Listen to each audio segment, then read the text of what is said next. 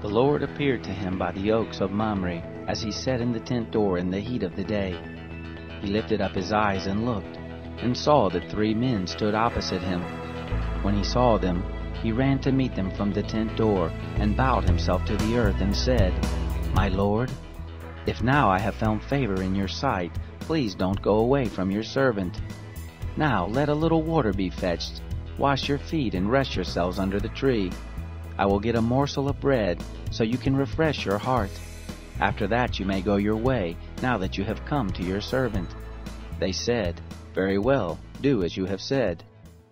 Abraham hurried into the tent to Sarah and said, "Quickly make ready 3 measures of fine meal. Mix it and make cakes." Abraham ran to the herd and fetched a tender and good calf and gave it to the servant. He hurried to dress it. He took butter, milk, and the calf which he had dressed, and set it before them. He stood by them under the tree, and they ate. They said to him, "Where is Sarah, your wife?" He said, "See, in the tent." He said, "I will certainly return to you when the season comes round. Behold, Sarah your wife will have a son." Sarah heard in the tent door which was behind him.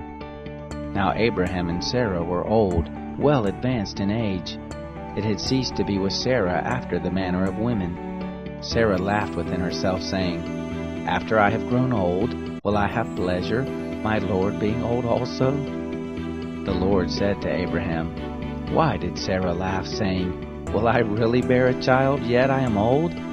Is anything too hard for the Lord? At the set time I will return to you, when the season comes round, and Sarah will have a son." Then Sarah denied, saying, "I didn't laugh," for she was afraid.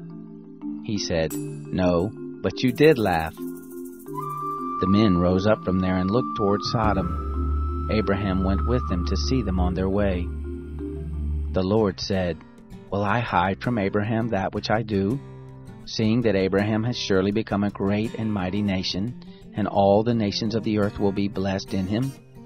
For I have known him, to the end that he may command his children and his household after him, that they may keep the way of the Lord, to do righteousness and justice, to the end that the Lord may bring on Abraham that which he has spoken of him." The Lord said, "Because the cry of Sodom and Gomorrah is great, and because their sin is very grievous, I will go down now and see whether they have done altogether according to the cry of it, which has come to me. If not, I will know." The men turned from there and went toward Sodom, but Abraham stood yet before the Lord.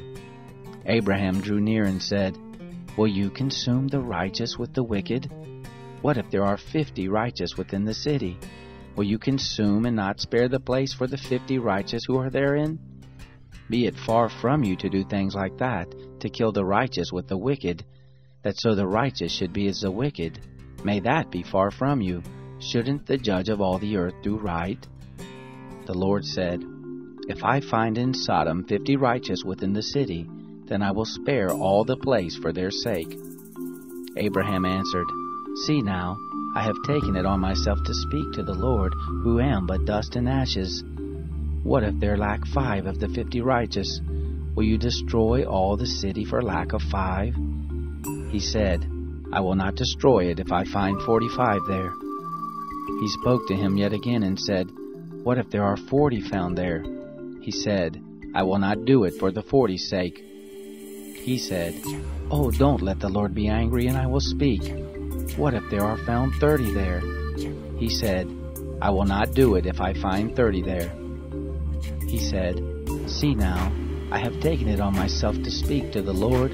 What if there are 20 found there?" He said, "I will not destroy it for the 20's sake." He said, "Oh, don't let the Lord be angry, and I will speak yet but this once. What if 10 are found there?" He said, "I will not destroy it for the 10's sake." The Lord went his way as soon as he had finished communing with Abraham, and Abraham returned to his place.